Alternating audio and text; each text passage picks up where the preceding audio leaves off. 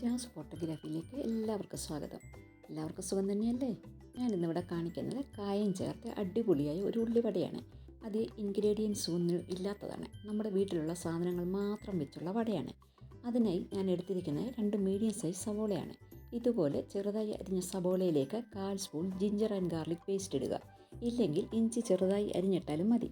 കായം 1/4 സ്പൂൺ. ഉള്ളിവടയ്ക്ക് നല്ല സ്മെല്ലും ടേസ്റ്റും തരുന്നത് ഈ കായപ്പൊടിയാണ്. ഉപ്പ് ആവശ്യത്തിനുള്ളത്, മുളക് പൊടി 1 സ്പൂൺ, കടലപ്പൊടി 2 സ്പൂൺ, മൈദ 2.5 സ്പൂൺ, കറിവേപ്പില ചെറുതായി അരിഞ്ഞത്, പച്ചമുളകും മല്ലിയിലയും ആവശ്യമുണ്ടെങ്കിൽ ചേർക്കാം. ഉള്ളിവടയിൽ പച്ചമുളകിൻ്റെ ടേസ്റ്റ് വരാതിരിക്കുന്നതാണ് നല്ലത്. എല്ലാം കൂടി നല്ലതായിട്ട് ഞെരടി യോജിപ്പിക്കുക.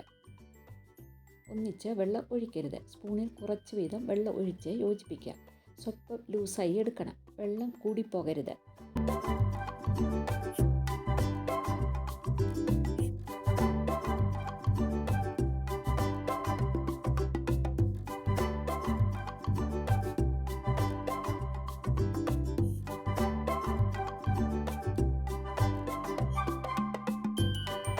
ഈ കൺസിസ്റ്റൻസിയിൽ മതി.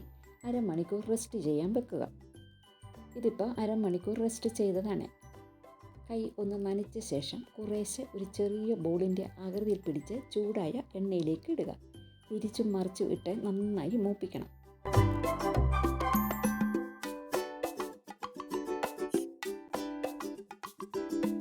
മീഡിയം ഫ്ലെയിമിലിട്ടാൽ മതിയേ. അപ്പം അകം നല്ലതായിട്ട് വെന്ത് കിട്ടും.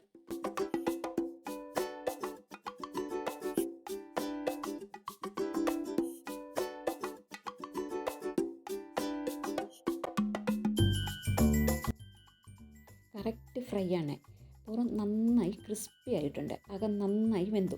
കായത്തിൻ്റെ അടിപൊളി സ്മെല്ലും ഉണ്ട്. ഫ്രണ്ട്സ്, ഇതുപോലെ ഉള്ളിവട ഉണ്ടാക്കി നോക്കിയിട്ട് നിങ്ങളുടെ വിലയേറിയ അഭിപ്രായങ്ങൾ എനിക്ക് കമൻ്റായിട്ട് ഇടുമല്ലോ. Thank you for watching my channel. ജയ് ഹിന്ദ്.